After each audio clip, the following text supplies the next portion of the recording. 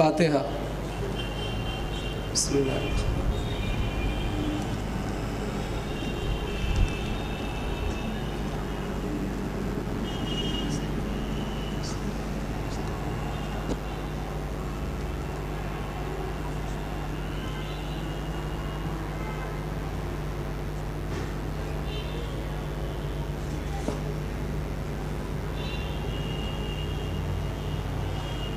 ولا حول ولا قوة إلا بالله العلي العظيم۔ أعوذ بالله السميع العليم من الشيطان اللعين الرجيم۔ بسم الله الرحمن الرحيم۔ الحمد لله رب العالمين، العاقبة للمتقين والجنة للموحدين والنار للعاصين وللكافرين، والصلاة والسلام على أشرف الأنبياء والمرسلين سيدنا ونبينا وشفيع ذنوبنا مولانا أبي القاسم المصطفى محمد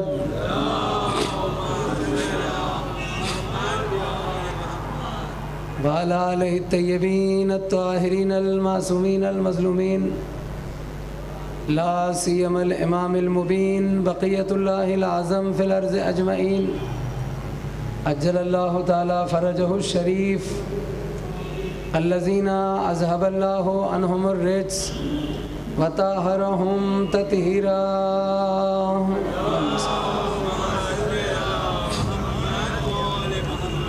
ولعنة الدائمة على أعدائهم أجمعين، وغاصب حقوقهم ومنكري فضائلهم من الآن إلى قيام يوم الدين۔ أما بعد، فقد قال الله تبارك وتعالى في القرآن المجيد والفرقان الحميد وأصدق الصادقين وقوله الحق۔ بسم الله الرحمن الرحيم۔ قل يا أيها الذين آمنوا قوا أنفسكم وأهليكم نارا وقودها الناس والحجارة علیہا ملائکۃ غلاظ شداد لا یعصون اللہ ما امرہم ویفعلون ما یؤمرون۔ صلوات پڑھ دے بر محمد وعلی محمد۔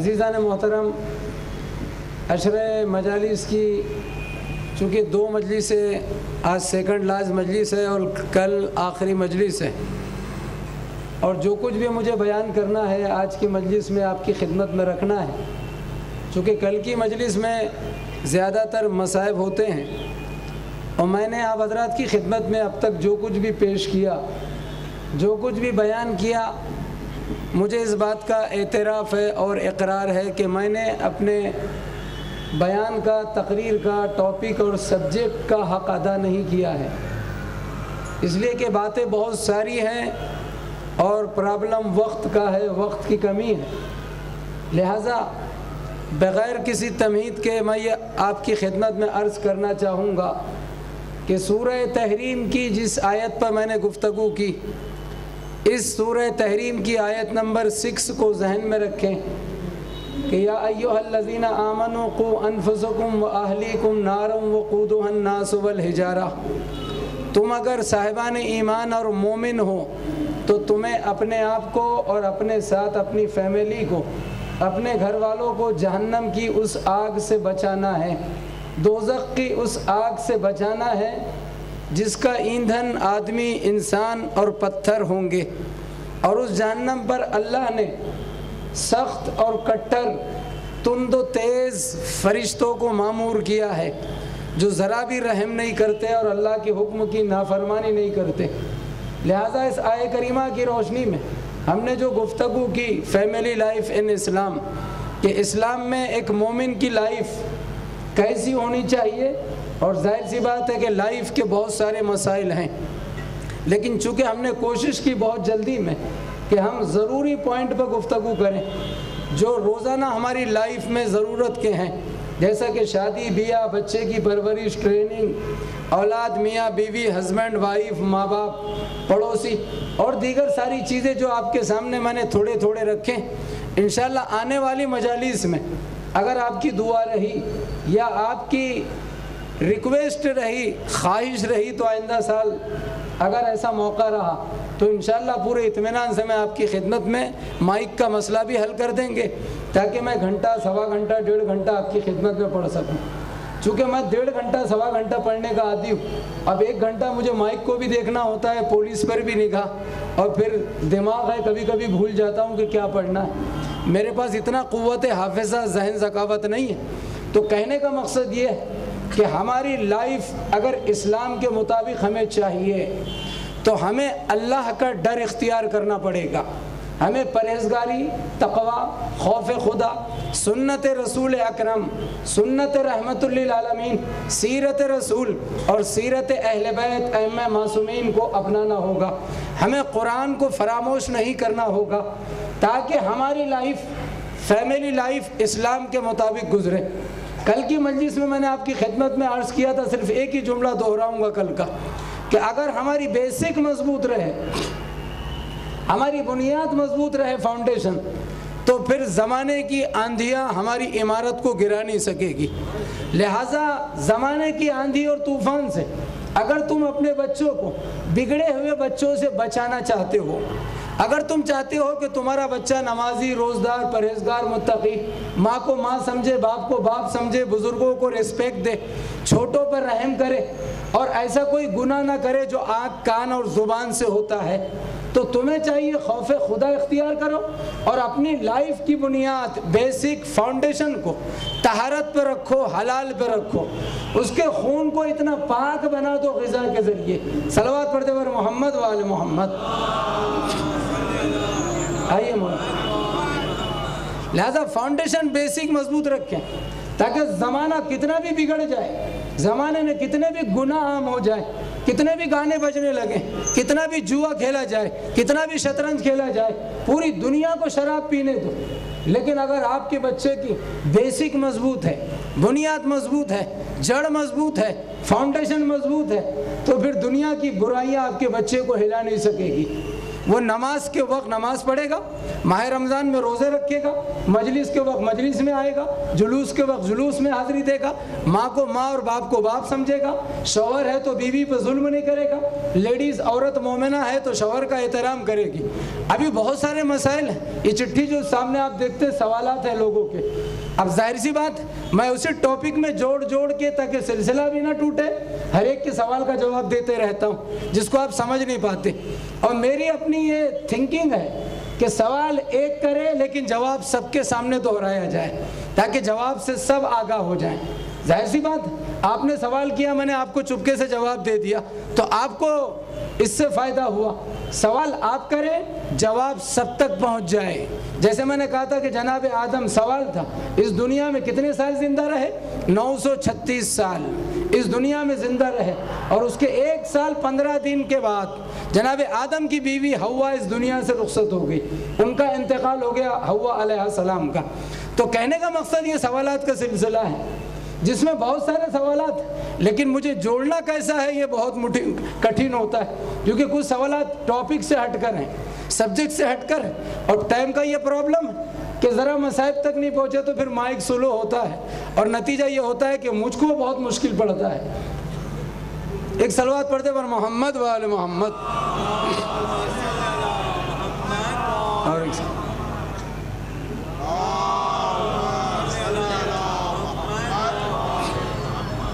تو کل کی مجلس سے میں نے کہا تھا بیسک مضبوط ہو، اور اسی طریقے سے ہمارے گھر میں جھگڑا کیوں ہے، ہماری سوسائٹی میں فساد کیوں ہے، ہمارے محلے میں جھگڑا کیوں ہے، کیوں جھگڑا ہوتا ہے، اس کی ایک وجہ کل آپ نے سنی کہ پوری دنیا میں جو فساد ہے، جو لڑائی جھگڑا، اختلاف اور انتشار ہے، اس کا ایک ریزن کیا ہے؟ زر، زن اور زمین، عورت، مال اور زمین۔ لیکن دوسرا ریزن کیا ہے جو اسلام کے اندر ہے، جو اہل بیت نے ہم کو بتایا؟ دوسرا سبب کیا ہے دنیا میں لڑائی جھگڑے کا، فساد کا؟ خدا نہ کرے بھائی بھائی سے لڑے، چچیرے بھائی لڑے، بہن بہن سے لڑے، پڑوسی سے لڑے، مومن سے، مسلمان سے۔ کس چیز کے لیے لڑ رہا ہے؟ مال کے لیے، عورت کے لیے، زمین جائیداد پراپرٹی میراث کے لیے۔ تو یہ ایک سبب ہے، جبکہ مال مٹنے والا ہے، پراپرٹی مٹنے والی ہے۔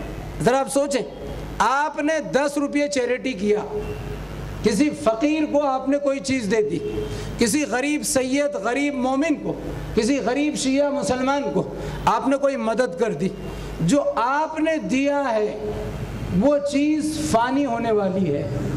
1,00,000 روپے بھی اگر آپ نے کس کو دے دیے تو وہ 1,00,000 روپے مہینے 2 مہینے 6 مہینے میں ختم ہو جائیں گے، ہے نا؟ آپ نے صدقہ دیا، خیرات دیا، چیریٹی دی، خمس دیا، جو بھی دیا، لیکن وہ جو دیا آپ نے کیا دیا؟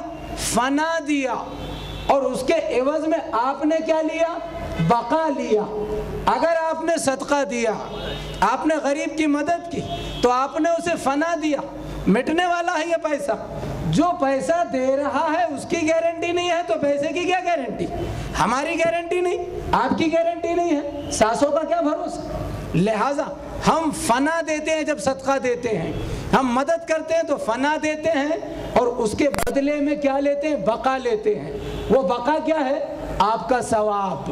آپ نے مسجد میں نل لگا دیا، امام باڑے میں ٹیوب لائٹ لگا دی، ایک چٹائی بچھا دی، کسی غریب مومن کو لباس دے دیا، کسی کے گھر کا چھپر بنا دیا، چھت بنا دیا، جب تک وہ چیز رہے گی آپ کے نامہ اعمال میں ثواب چالو رہے گا، جاری رہے گا۔ تو آپ فنا دے رہے ہیں، بقا لے رہے ہیں، مٹنے والی چیز دے رہے، باقی رہنے والی چیز اپنے حصے میں لے رہے۔ دنیا میں کوئی آدمی محتاج نہیں رہتا، اللہ نے ہر ایک کو اس کا رزق دے کر اس دنیا میں اتارا۔ جیسا کہ میں عرض کر چکا ہوں کہ کوئی مرتا نہیں، پیغمبر نے کہا اس دنیا سے کوئی کسی کو موت نہیں آتی جب تک اس کا پورا رزق اس تک پہنچ نہیں جاتا۔ یہ تو آدمی صبر نہیں کرتا، اور نتیجہ کیا ہے کہ جو چیز اسے حلال راستے سے ملنے والی ہے، جائز طریقے سے ملنے والی، وہ جلدی میں بے صبری میں اسے حرام طریقے سے حاصل کر لیتا ہے۔ اب میں نے دیکھا اتنا اچھا تھرماس ہے، اٹھا لیا اور جنر لے کر چلا گیا شیونیری میں، اب بعد میں 1,000 تھرماس مجھے گیفٹ میں مل گئے، کیا فائدے کا؟ تو ایسا ہوتا ہے لائف میں۔ لہذا حلال لو، تمہارا مقدر معین ہے۔ تو میرا کہنے کا مقصد یہ ہے کہ ہماری لائف میں فساد کیوں ہوتا ہے؟ فساد کی وجہ کیا ہے؟ ایک زرزن زمین، اور دوسرے جو جھگڑا اور فساد کی وجہ ہے وہ ججمنٹ کی کمی ہے۔ میری جہاں تک آواز جا رہی ہے، ایجوکیٹڈ مجمع ہے، سب کے سب پڑھے لکھے ہیں بحمداللہ، اس لیے کہ ایسے علاقے سے آپ تعلق رکھتے ہیں کہ سب کے سب پڑھے لکھے ہیں، کوئی ڈاکٹر ہو، انجینئر ہو، چارٹرڈ اکاؤنٹنٹ ہو، کوئی بھی ہو سکتا ہے، ایک پڑھا لکھا اسٹیٹس رکھتا ہے سوسائٹی میں۔ آپ اپنے بچے کو ڈاکٹر بناؤ، انجینئر، چارٹرڈ اکاؤنٹنٹ، عالم، مولوی، مجتہد بناؤ، تاکہ وہ معاشرے میں پڑھا لکھا رہے اور خود بھی کسی بات کو سمجھے اور دوسروں کو بھی سمجھائے۔ تو میں جو کہہ رہا ہوں، جاہل مت رہیے گا، یہ لائف کا ایک حصہ ہے، ایجوکیشن کو اپنائیں۔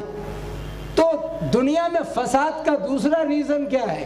زرزن زمین ایک، اور آج جو لڑائی ہے ایک گھر سے لے کے، ایک میاں بیوی بچے فیملی بھائی خاندان سوسائٹی سے لے کے ایک کنٹری کی سرحد تک، باؤنڈری تک، جو فساد کی وجہ ہے، جو جھگڑے کا سبب اور ریزن ہے، وہ ہے ججمنٹ کی کمی، انصاف نہیں، عدالت نہیں ہے۔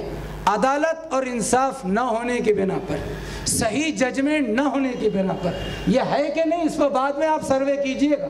میں ممبر سے یہ بات کہہ رہا ہوں مولا کے صدقے میں، اہل بیت کے تصدق میں، کہ دنیا میں جو جھگڑا ہے وہ دوسرا سبب اور ریزن ججمنٹ نہیں ہے، دنیا میں انصاف نہیں ہے، عدالت نہیں ہے۔ اور تیسرا سبب کیا ہے دنیا میں لڑائی جھگڑے کا؟ تیسری وجہ کیا ہے؟ سوسائٹی میں، مسجد میں، انجمن میں، مجلس میں، جلوس میں، ہر جگہ جاہل کی زبان۔ میرا مجمع سنے ذرا، میں کچھ کہہ رہا ہوں۔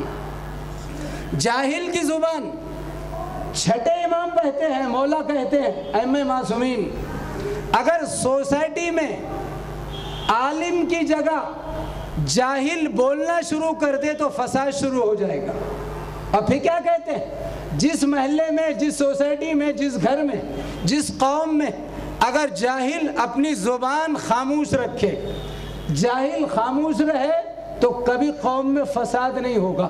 اس لیے کہ جاہل جو کچھ بھی کہے گا وہ اپنے من سے اپنی تسلی کے لیے کہے گا، اور عالم جب کہے گا تو وہ وہی کہے گا جو اللہ چاہتا ہے، رسول چاہتے ہیں، قرآن چاہتا ہے، اہل بیت چاہتے ہیں۔ لہذا فساد کی 3 سبب اور ریزن ہیں: زرزن زمین، انصاف کی کمی۔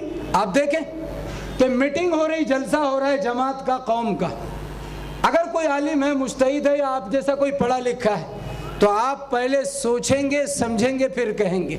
عالم اور جاہل میں فرق کیا ہوتا ہے کہ عالم پہلے تولتا ہے پھر بولتا ہے، پہلے سوچتا ہے پھر بولتا ہے، اور جاہل پہلے بولتا ہے بعد میں سوچتا ہے، پہلے بولتا ہے پھر تولتا ہے۔ لہذا پڑھا لکھا آدمی پہلے سوچتا ہے، تولتا ہے۔ جناب لقمان حکیم نے بیٹے کو کہا، بیٹا نصیحت کی کہ جب بھی کوئی بات کسی کو کہو پہلے سوچو سمجھو پھر کہو، تاکہ تمہارے جملے سے معاشرے میں فساد نہ ہو، سوسائٹی میں فساد نہ ہو، وہ جملے آپ کے سامنے آئیں گے۔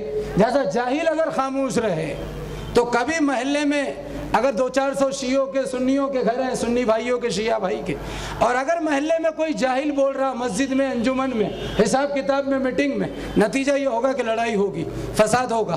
اور جب عالم بولے گا تو پیار سے بولے گا، ادب سے بولے گا، سلیقے سے بولے گا، آیتوں کی روشنی میں بولے گا، حدیث کی روشنی میں بولے گا، آخرت کو نگاہ میں رکھ کے بولے گا، سیرت پیغمبر، سیرت علی کی روشنی میں بولے گا، تو نتیجہ کیا ہوگا؟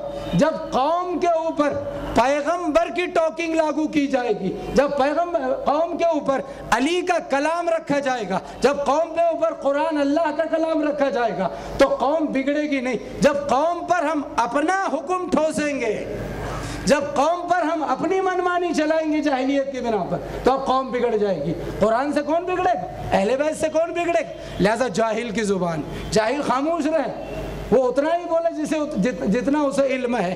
اور دوسری چیز جو ججمنٹ کی کمی ہے، آج دنیا میں کتنا فساد ہے۔ انڈیا اور چائنا کا مسئلہ ہے کہ نہیں؟ بارڈر کا، انڈیا پاکستان کا مسئلہ ہے کہ نہیں؟ بارڈر کا، سرحد کا۔ امام کا ظہور بھی ہو جائے گا تو کشمیر کا مسئلہ حل ہونے والا نہیں۔ ذرا اندازہ لگا کیوں؟ ججمنٹ نہیں ہے، انصاف نہیں ہے، عدالت نہیں ہے۔ دنیا میں آتنکواد گشت کر رہا، ٹیررزم، یہ سب کیا ہے؟ ججمنٹ کی کمی، عدالت نہیں، انصاف نہیں۔ ایک باپ ہے، اس کے پاس کروڑوں روپے کی پراپرٹی ہے، کروڑوں روپے کی جائیداد ہے، 3 بیٹے ہیں، 3 بیٹے 3 بہنیں۔ باپ کے مرنے کے بعد لڑائی شروع ہو گئی، کیوں؟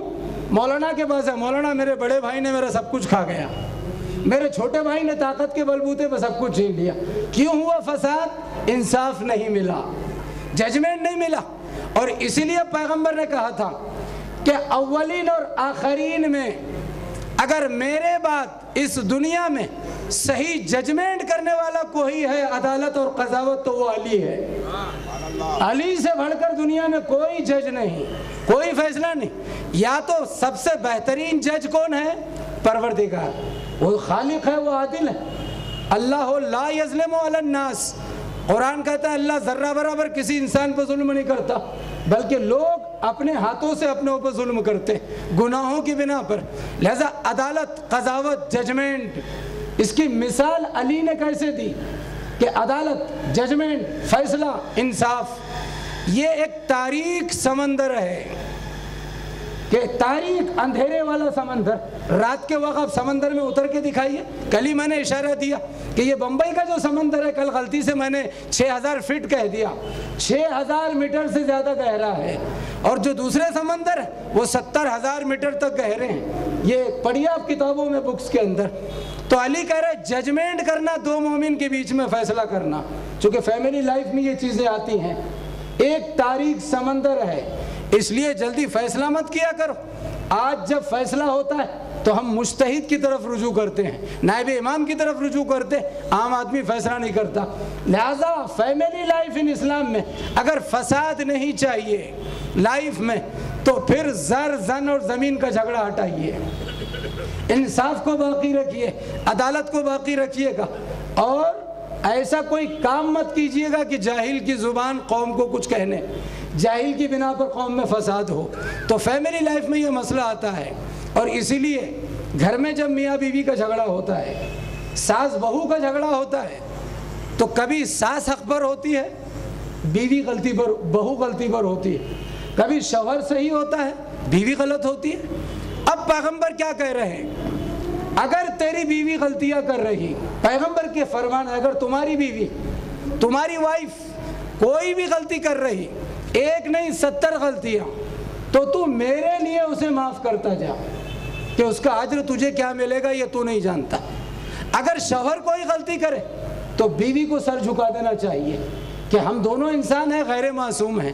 نتیجہ کیا ہوتا ہے؟ بیوی شوہر سے، شوہر بیوی سے، اور ایسی لڑائی شروع ہوتی ہے کہ آخر بچے کو کہنا پڑتا ہے ممی بس، ڈیڈی بس۔ اب پتہ چل جاتا ہے کہ دو کنٹری کیسے لڑتے ہیں۔ تم دونوں کی لڑائی سے بچوں پر اثر پڑتا ہے۔ جب میاں بیوی لڑتے تو بچوں کی لائف خراب ہوتی ہے۔ اسلام نے بہت تاکید کی ہے کہ وہ انسان کی دعا قبول نہیں ہوتی جو اپنے مال کو اسراف کرتا ہے، بیجا خرچ کرتا ہے، اس کی دعا قبول نہیں ہوتی۔ کیا کہا امام نے کہ اگر تیرے پاس مال ہے اور تم نے بیجا صرف کر دیا، شادی میں لاکھوں روپے خرچ کر دیے، فلیٹ پہ خرچ کر دیا، ہوٹل پہ خرچ کر دیا، دوستوں کی پارٹی پہ خرچ کر دیا، اب سر پٹک بیٹھا ہے، بیوی کو کیا کھلاؤں، بچوں کو کیا دوں، دوسرے کام کیا کروں، اب مقروض ہو گیا۔ تو امام نے کہا اب اگر مال مانگے گا تو دعا قبول نہیں ہوگی۔ کیوں؟ مال تھا تو صحیح خرچ نہیں کیا۔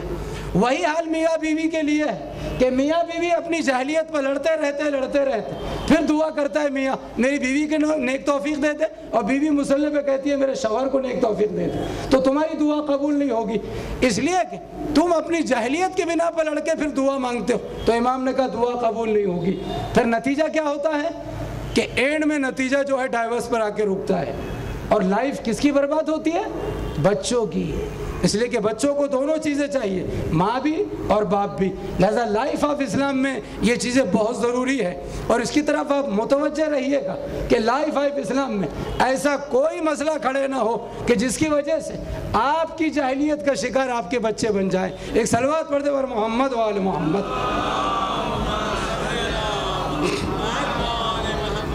لہذا معاشرے میں سب سے بدترین مرد وہ ہے، سوسائٹی کا سب سے بدترین آدمی وہ ہے جو ناحق اور فضول میں اپنی بیوی پر ظلم کرے، اور سوسائٹی کی سب سے بدترین عورت وہ ہے جو اپنے شوہر کو اذیت پہنچائے۔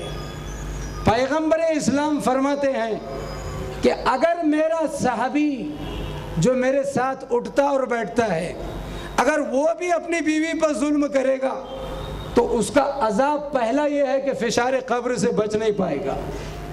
یہ دونوں کے لیے ایک جیسا عذاب آیت اللہ دستغیب شیرازی نے بھی لکھا اور دیگر شیخ عباس قمی نے بھی لکھا۔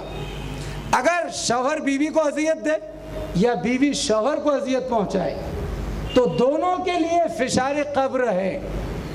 پیغمبر کے صحابی معاذ بن جبل انصاری جنگ میں شہید ہوئے، پیغمبر کے صحابی محب اہل بیت، جب انتقال کر گئے شہادت ملی، پیغمبر نے نماز پڑھائی، نماز جنازہ۔ ہم کتنی تکبیر کہتے ہیں جنازے میں؟ 5۔ پیغمبر نے 70 تکبیر کہی، ہر تکبیر پر 1,000 فرشتے آئے۔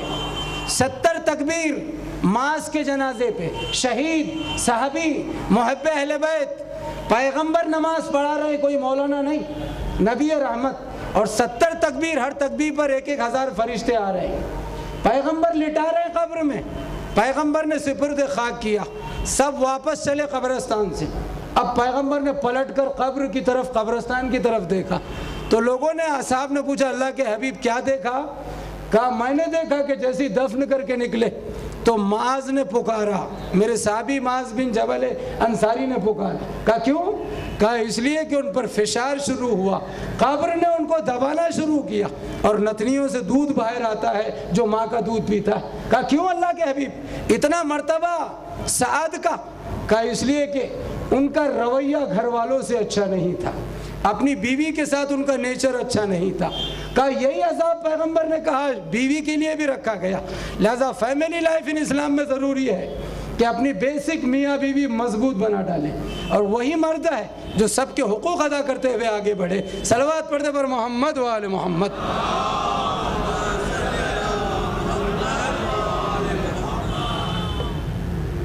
ایک اور صلوات پڑھتے پر محمد۔ آپ آگے آ جائیں، اور مولانا آئیے آگے، مولانا آگے آ جائیے، شمیم صاحب۔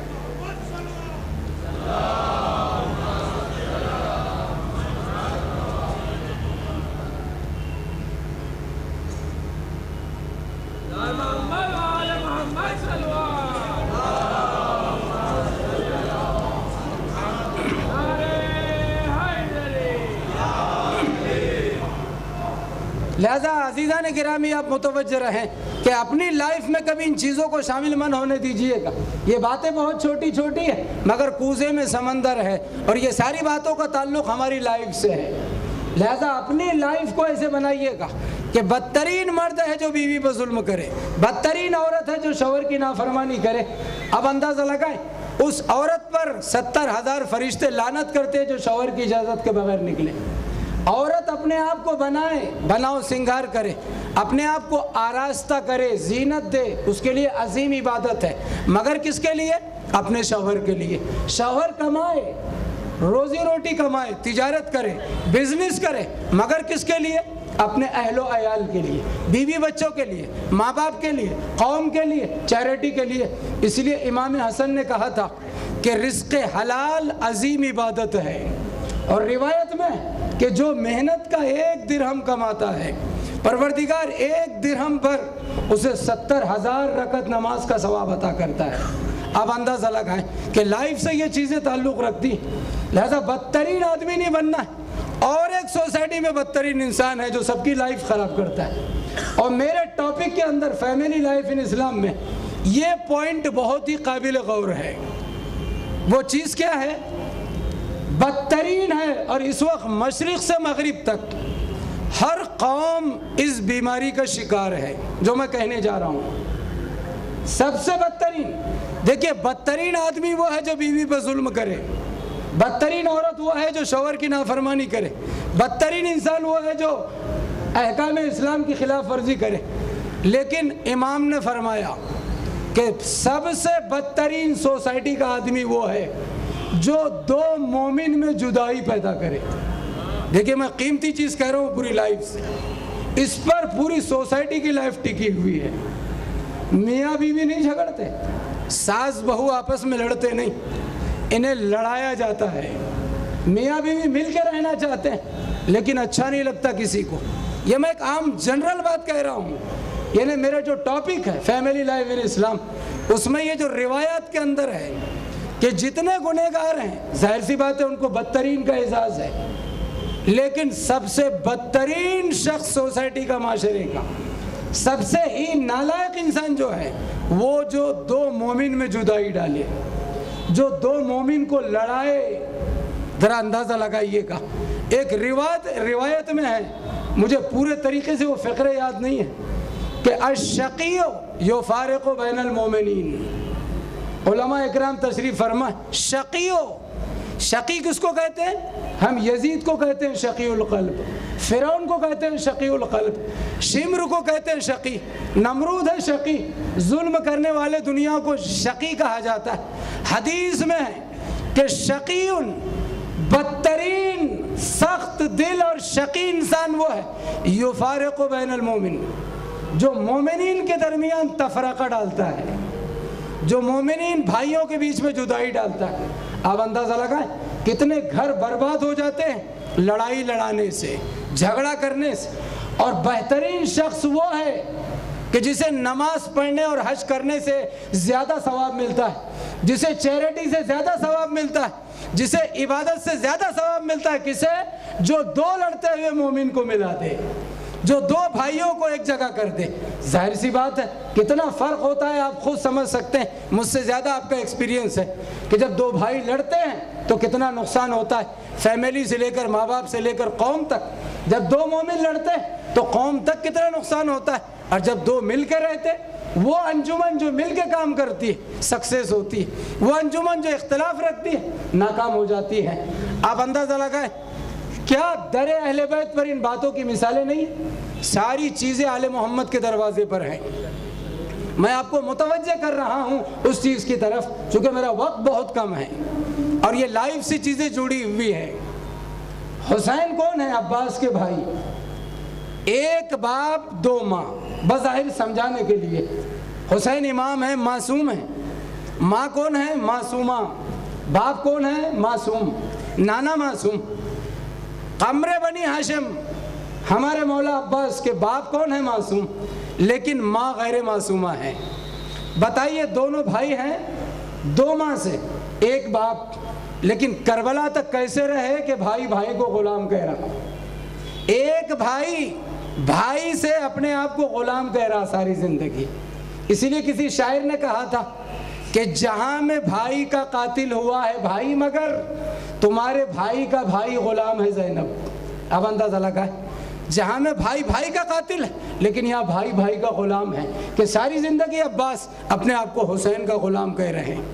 ذرا سوچیں قاسم بھتیجا ہیں, حسین اکبر سے زیادہ قاسم کو پیار کر رہے ہیں. مقاتل میں ہے کہ علی اکبر سے حسین نے خود کہا یا بنیا تقدم. میں مصائب نہیں پڑھ رہا, بیٹے کو کہہ رہے 18 سال کے بیٹے کو کربلا میں کیا کہہ رہے یا بنیا تقدم, میرے لال اب تم بھی آگے بڑھو مقتل کی طرف. لیکن جب قاسم آئے اجازت کے لیے تو کتنی دیر بعد اجازت دی, ماں کا اصرار بڑھا, تعویذ سامنے آیا. یہ کیا ہے؟ یہ لائف کا پیغام ہے تمہارے لیے. میں صرف شہادت نہیں دے رہا ہوں, میں صرف پیاس برداشت نہیں کر رہا, میں صرف مصائب نہیں جھیل رہا ہوں.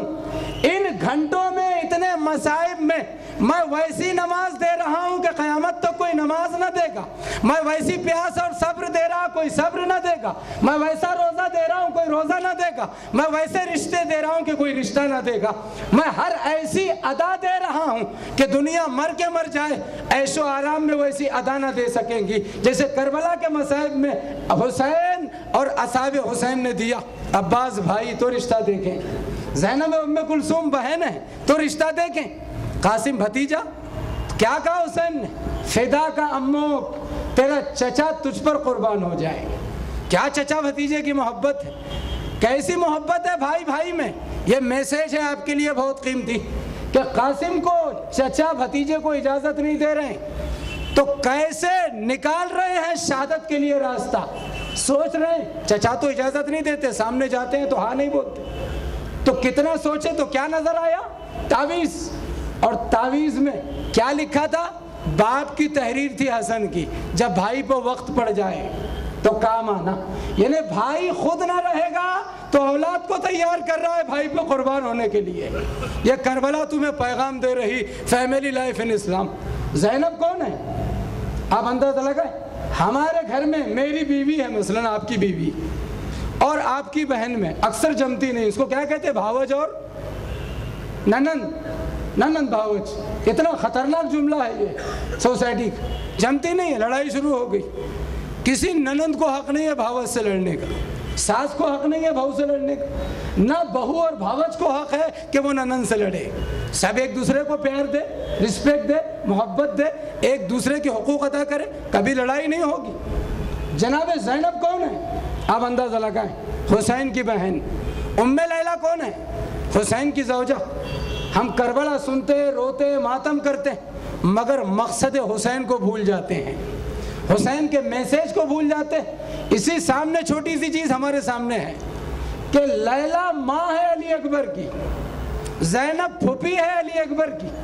مگر کسی کتاب میں آپ دکھا دو کہ ماں نے پیدا کیا, مگر ہر کتاب میں لکھا ہے کہ پالا پھوپھی نے. پالا کس نے؟ زینب نے. پرورش زینب نے کی.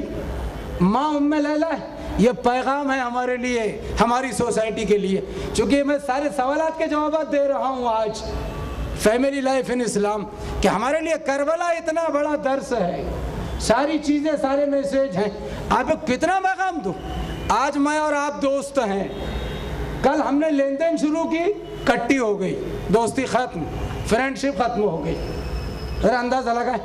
اور فیملی لائف ان اسلام کا یہ حصہ ہے کہ ایک لڑائی کا سبب یہ بھی ہوتا ہے دوستوں میں, بھائیوں میں.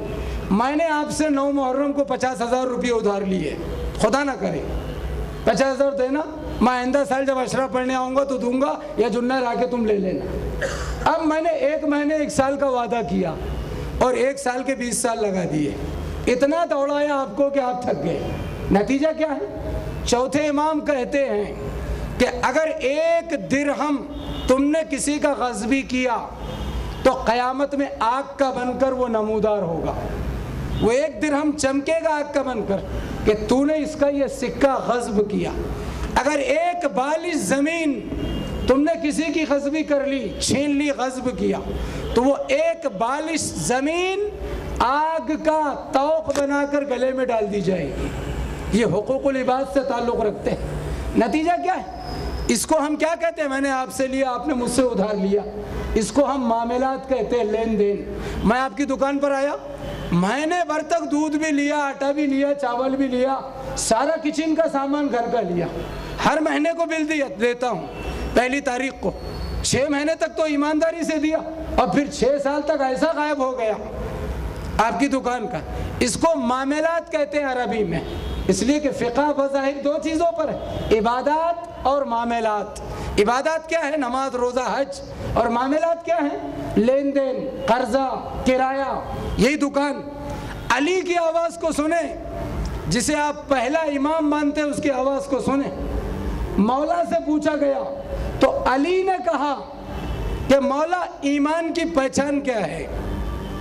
تو علی نے آواز دی کل ایمان نے کہ اگر کسی کے ایمان کو جانچنا ہے تو اس کے لمبے لمبے سجدوں کو مت دیکھو، اس کی طولانی نمازوں کو مت دیکھو، سوسائٹی میں اس کے معاملات اور لین دین کو دیکھو کہ اس کا لین دین کیسا ہے۔ اگر لین دین اور معاملات اچھے ہیں تو وہ میرا علی، میرا شیعہ ہے، اللہ کا مومن بندہ ہے، اور اگر معاملات صحیح نہیں ہے تو اس کا ایمان مردہ ہو چکا ہے۔ صلوات پڑھتے پر محمد و آل محمد۔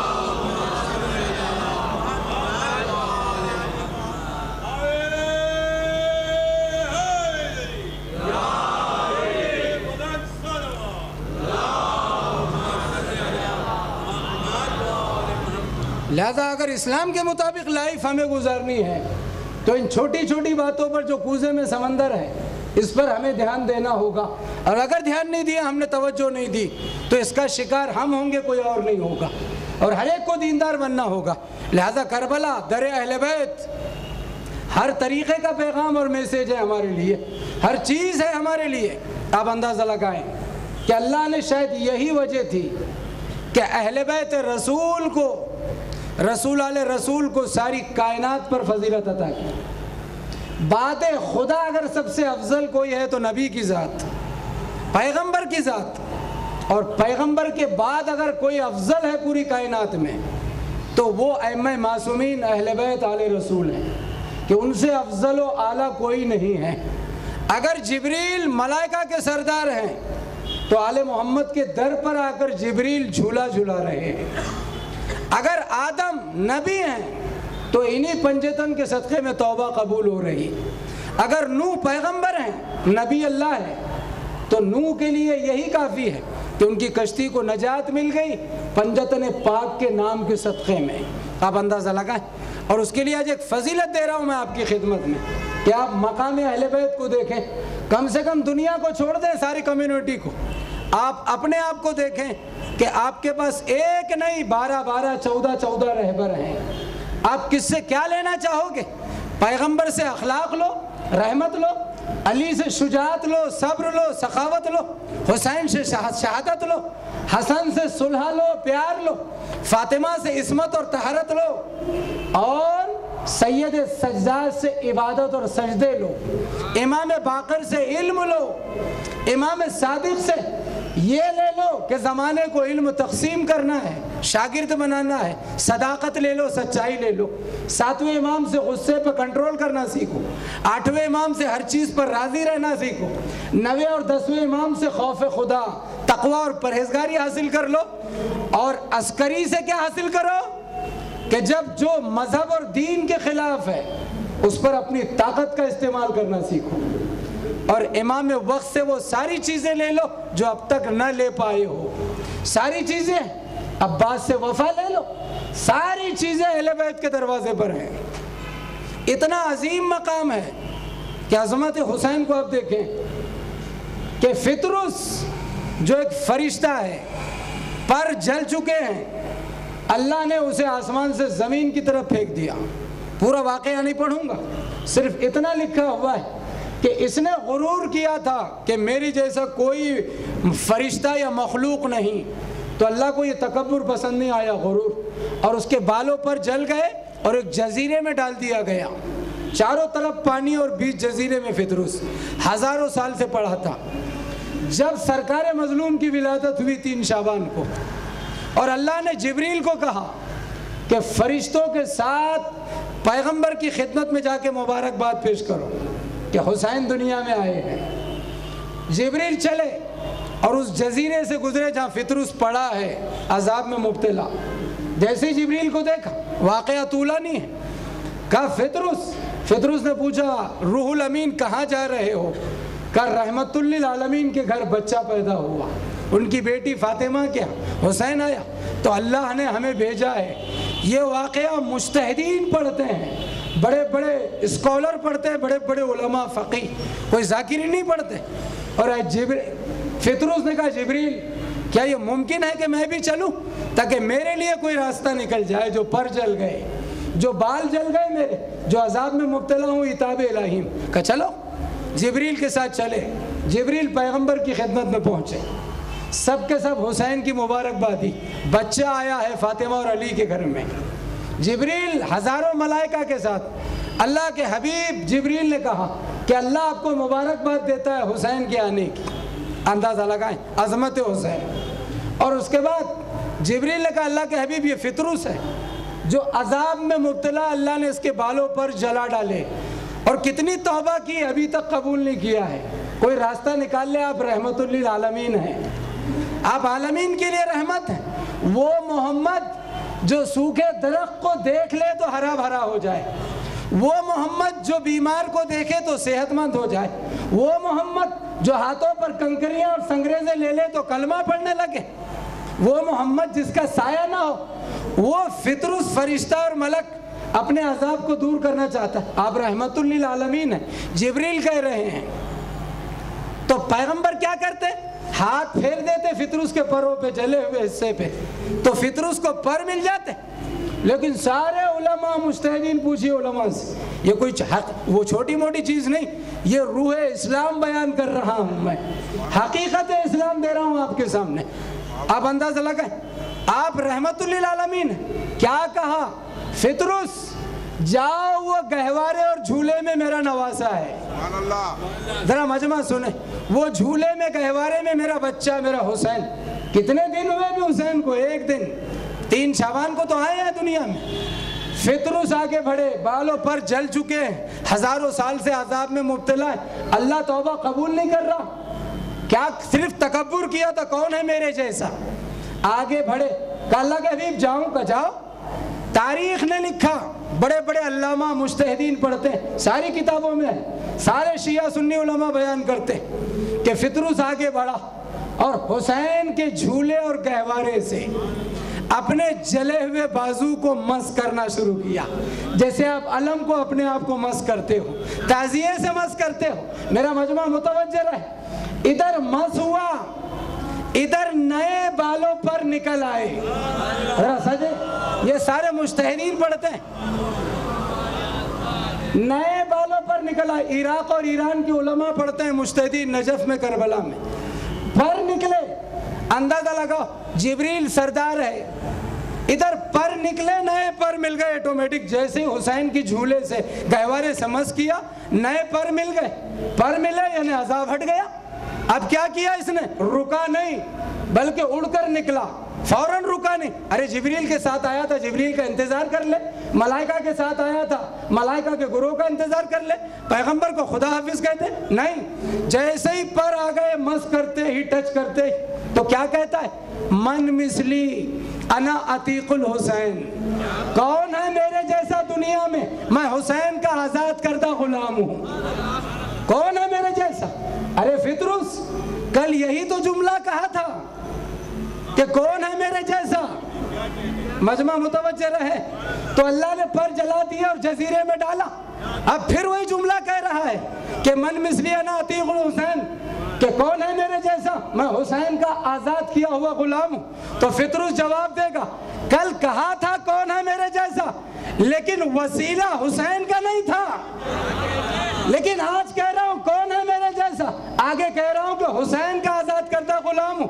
رب کو اتنا پیارا ہے حسین. صلوات پڑھ دے بر محمد و آل محمد.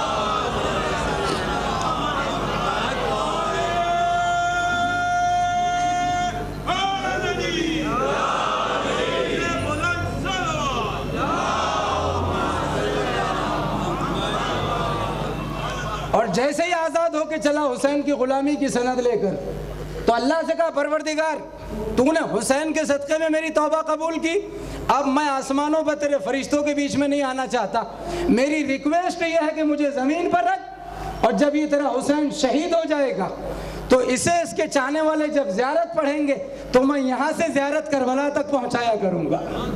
اس ڈیوٹی پر اللہ نے اسے مامور کر دیا۔ ذرا اندازہ لگائیں عظمت حسین۔ بس آخری نکتہ سن لیں عظمت حسین کے لیے کہ نبی رحمت نے کہا جھولے سے مس کر، ارے حسین نفس نفیس موجود تھے لیکن سارے علماء کہتے ہیں حسین کے ہوتے ہوئے حسین کے گہوارے سے مس کیا، یعنی معلوم یہ ہوا حسین ہو یا نہ ہو، حسین رہے یا نہ رہے، حسین سے منسوب جو بھی چیز مل جائے مس کرو، یہاں بھی آزادی ملے گی وہاں بھی آزادی۔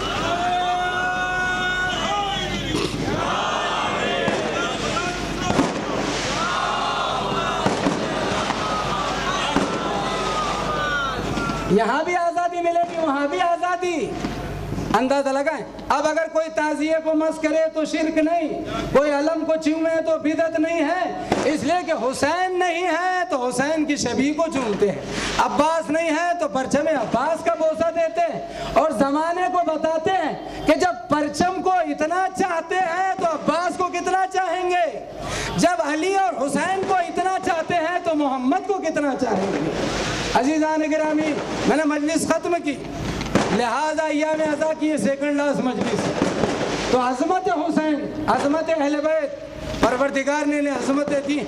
اس وقت میرے پاس وقت نہیں ہے ورنہ اس پر میں گفتگو کرتا، بہت سارے پوائنٹ ہیں، بہت ساری فضیلتیں، آنے والی مجلسوں میں فضیلتیں دوں گا آپ کو انشاءاللہ، لیکن اس حسین کی عظمت کو دیکھنا ہے تو کربلا کے میدان میں بھی دیکھیے گا۔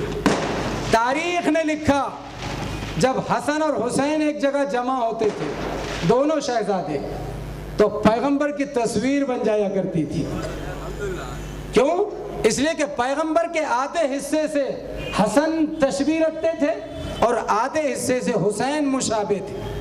جب دونوں شہزادے ایک جگہ آتے تو گویا تصویر پیغمبر سامنے آتی، لیکن اکبر کا کیا مقام ہے کہ علی اکبر تنہا سامنے آتے تو شبیہ پیغمبر سامنے آتے، پوری تصویر پیغمبر، اور حسین نے کہا یہ شبیہ پیغمبر ہے، یہ میرے نانا کی شبیہ ہے، جب مجھے نانا رسول کی یاد آتی ہے تو میں علی اکبر کی زیارت کرتا ہوں۔ عزادارو، تاریخ ختم ہو رہی، زمانے کے حالات ایسے ہیں کہ میں نے آپ زیادہ کا وقت نہیں لے سکتا، بس آخری فقرے سنیے۔ تاریخ نے جو لکھا ہے کہ حسین کربلا کے میدان میں شب عاشور ایک ایک شہید کی قربانی پیش کر رہے ہیں۔ جب اونو محمد کے بچے لاشیں آ گئے، قاسم کا لاشا آیا، اب کون بچا ہے؟ ارے عباس کا بھی لاشا آ گیا، 34 سال کے بھائی کا لاشا، 13 یا 14 سالہ بھتیجے قاسم کا لاشا، ننھے ننھے اونو محمد کے لاشے۔ مقاتل نے لکھا 2 رخ ہیں۔ حسین نے جواں بیٹے کو کہا یا بنیہ تقدم، میرے لال علی اکبر اب تم بھی آگے بڑھو، بس میں مجلس ختم کر رہا ہوں۔ یہ 2 مجلسیں ہیں، ذرا توجہ سے سنیے۔ कोणालाही ऑब्जेक्शन नसो, मी हे म्हणतो की आम्ही सहकार करू, महाराष्ट्र गव्हर्नमेंटचा, पोलीस डिपार्टमेंटचा, आम्ही शियापंथी या मुहर्रममध्ये फक्त दुःख निंदन आयोजित करतात आणि आम्ही पोलीस डिपार्टमेंट, महाराष्ट्र शासन, सुप्रीम कोर्ट यांचा सहकार करतो आणि आमच्या पूर्वी कोणालाही त्रास असो अशी आमची इच्छा नसतो। हे मुहर्रम दुःख निंदन आहे, लिहाजा माझी विनंती आहे कि 10 मिनिटा कधी उशीर झाला तर त्याला माफ करा आणि माझी पोतीला तुम्ही ऐका। हुसैन करबला के मैदान में, करबला के मैदान में हुसैन अली अकबर जवा बेटे को कह रहा, बेटा आगे बढ़ो, आगे बढ़ो मेरे लाल। और एक मर्तबा तारीख ने लिखा दूसरा रुख, जवा बेटा या बाबा मुझे भी इजाजत दो। अज़ादारों, आज रोइएगा, आज आपको 18 साल के शबीह पैगंबर का मातम करना है। आज उसका मातम करना है कि मोहम्मद के नवासे को जब नाना की याद आती थी तो 18 साला बेटे का दीदार करते थे। تو جب اکبر نے اجازت مانگی، حسین نے کہا میرے لال میرے ساتھ تم پر تمہاری ماں اور پھوپھی کا بھی حق ہے، جاؤ اجازت لے کے آؤ خیمے سے۔ پھوپھی کے خیمے میں آئے علی اکبر، میں سارے مصائب ایک طرف رکھ رہا ہوں، وقت نہیں، اجرکم علی اللہ، خدا تمہیں کوئی غم نہ دے سوائے غم حسین کے۔ پھوپھی کے خیمے میں آئے، زینب جو آن محمد کے غم میں ہے مسلح پہ بیٹھی ہے سر جھکائے ہوئے، علی اکبر آئے، پھوپھی اماں اجازت دیجئے میدان کی، زینب سر نہیں اٹھاتی، اکبر اجازت مانگ رہے ہیں، زینب اجازت نہیں دیتی، بہت دیر گزری، علی اکبر سے برداشت نہیں ہوا، تڑپ کر کہا پھوپھی اماں دشمن میرے بابا کو تانے دے رہے ہیں، آپ اجازت دیجئے، زینب اجازت نہیں دیتی، اکبر سے رہا نہ گیا، کیا پھوپھی اماں قیامت کے دن دادی فاطمہ اگر پوچھیں گی زینب تجھے تیرا اکبر پیارا تھا میرے حسین کا کوئی خیال نہ رہا، ارے بس اتنا سننا تھا، علی کی بیٹی تڑپ گئی، ارے میرے لال حسین پر تجھ جیسے ہزاروں اکبر قربان کر دوں، بس اجازت ملی، ماں کے خیمے میں آئے، ارے ماں کو رخصت کیا، نہ جانے اس ماں نے کس دل سے رخصت کیا ہوگا، ایک مرتبہ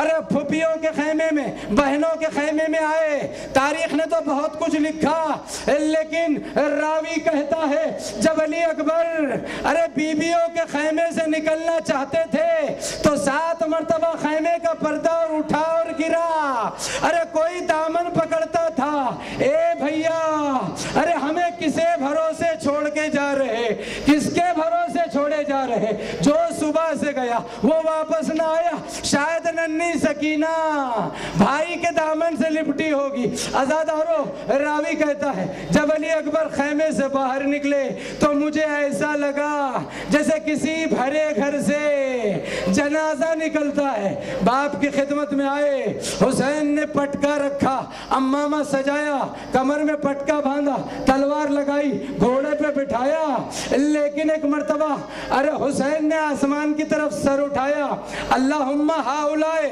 اے میرے معبود گواہ رہنا، اب ان ظالموں کے سامنے اسے بھیج رہا ہوں جو سیرت میں، صورت میں، رفتار میں، گفتار میں تیرے رسول جیسا ہے، محمد مصطفیٰ جیسا ہے۔ جب تیرے رسول کی یاد آتی تھی تو میں اس کی زیارت کرتا تھا۔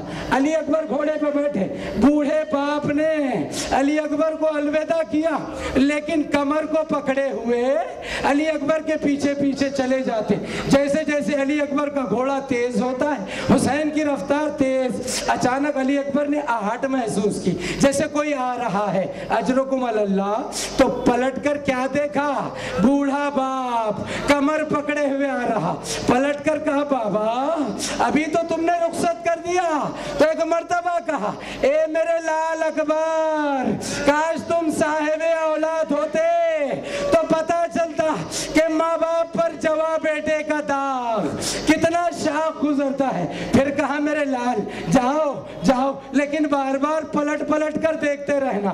اکبر کربلا کے مقتل میں پہنچے، حسین در خیمہ پر، فضا اندر، مسلح پر ماں ام لیلا، لیلا نے کہا فضا ذرا باپ کے چہرے پر نگاہ رکھنا، جوان بیٹے کا مسئلہ ہے، اگر میرے اکبر پر کوئی وقت پڑھے گا تو امام کا چہرہ بدلے گا۔ ایک مرتبہ لیلا نے پوچھا مولا میرے اکبر کی خیر تو ہے؟ حسین نے کہا تیرا لال خیریت سے ہے لیلا، مگر ہاں تیرے اکبر کے مقابل میں ایک نام نامی پہلوان ہے، وہ پہلوان سیراب ہے، میرا اکبر 3 دن کا بھوکا پیاسا۔ اے ام لیلا میں نے نانا رسول اللہ سے سنا ہے کہ ماں کی دعا اولاد کے حق میں جلدی قبول ہوتی ہے، ام لیلا اکبر کے لیے دعا مانگو۔ ارے لیلا نے بیویوں کو بلایا، آؤ میں دعا مانگوں، تم آمین کہو، مصلی بچھا، ماں کے ہاتھ اٹھے، اے پروردگار اے یوسف کو یعقوب سے ملانے والے میرے اکبر کو ایک مرتبہ مجھ سے ملا دے۔ عزادارو اکبر آئے، ماں کو خبر ہوئی لیکن پیاس، حسین نے زبان، حسین نے منہ کھول دیا، اپنا دہن دیا، اکبر واپس پلٹے لیکن کتنا لڑتے، ارے ادھر کمانے کڑکی، پتھر چلے، نیزے چلے، تیر چلے، ظالموں نے حملے کیے، جوان علی اکبر گھوڑے سے زمین پر آیا. میں نے مجلس ختم کی. اب تک جو شہید زمین پر آیا تو کسی نے کہا مولا ادرکنی, کسی نے کہا چچا ادرکنی, کسی نے کہا آقا ادرکنی, لیکن بیٹے نے بابا کو نہیں بلایا. بابا ادرکنی نہیں کہا, بلکہ کیا کہا؟ یا ابت علیک منی سلام. اے بابا, جواب بیٹے کا آخری سلام قبول کیجئے, اس لیے کہ آئیے گا نہیں. صبح سے کتنی مرتبہ گئے, کتنے لاشیں لائے, آخری سلام. عزادار و ظالم نے نیزے کی انی اکبر کے سینے میں ماری تھی. جیسے ہی اکبر نے آخری سلام کہا, حسین کی نگاہ میں دنیا تاریک ہو گئی. بوڑھا باپ جواب بیٹے کو علی علی پکارتا ہوا مقتل میں چلا. لاشیں اکبر پر پہنچا, کیا دیکھا؟ اکبر تڑپ رہے ہیں, سینے میں برچی کا پھل ہے. عزاداروں, بس آخری جملے, 2 منٹ کی زحمت ہے, لیکن صاحبان اولاد کا مجمع ہے. 57 سال کا امام, 18 سال کا بیٹا. امام نے آستین الٹی, 2 زانو بیٹھے. یہ منظر دیکھنے کے لیے محمد مصطفیٰ کربلے ہمیں آئے, ابراہیم خلیل اللہ آئے, آدم آئے, نوح آئے, سارے انبیاء آئے, سارے ملائکہ آئے, سب یہ منظر دیکھ رہے. ابراہیم نے کہا, حسین سبحان اللہ, جو امتحان تو دے رہا ہے وہ امتحان میں بھی نہ دے سکا. میں نے آنکھوں پہ پٹی باندھی تھی. ارے بوڑھا باپ, میرا دل کہتا ہے علی مرتضیٰ تھے کا لال, سبحان اللہ. ارے باب خیبر اکھاڑا تھا, لیکن یہ امتحان میں نے نہ دیا. محمد مصطفیٰ نے فاطمہ کے آنکھوں پر ہاتھ رکھ دیا ہوگا, بیٹی فاطمہ تیرا حسین امتحان دے رہا. آستین کو الٹا, یا علی مدد کہا. جوا کے سینے سے برچی نکلی, خون کا فوارہ. ارے لاشے کو اٹھانا چاہا, لاشا نہ اٹھا.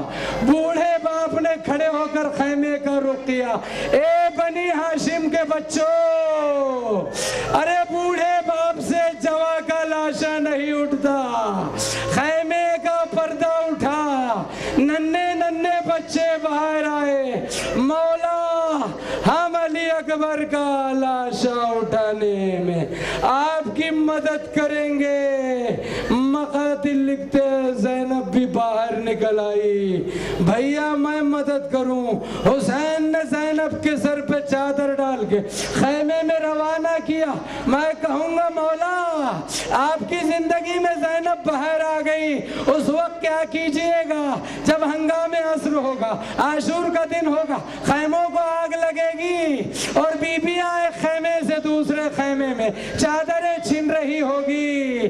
سکینہ کے رخساروں پر تماچے ہوں گے اور بچی نجف کا رخ کر کے دادا کو پکار رہی ہوگی, اے دادا علی. سيعلم الذين ظلموا أي منقلب ينقلبون ألا لعنة الله على القوم الظالمين. يا رب الحسين بحق الحسين, اشف صدر الحسين بظهور الحجت, الہی و سیدی و مولائی.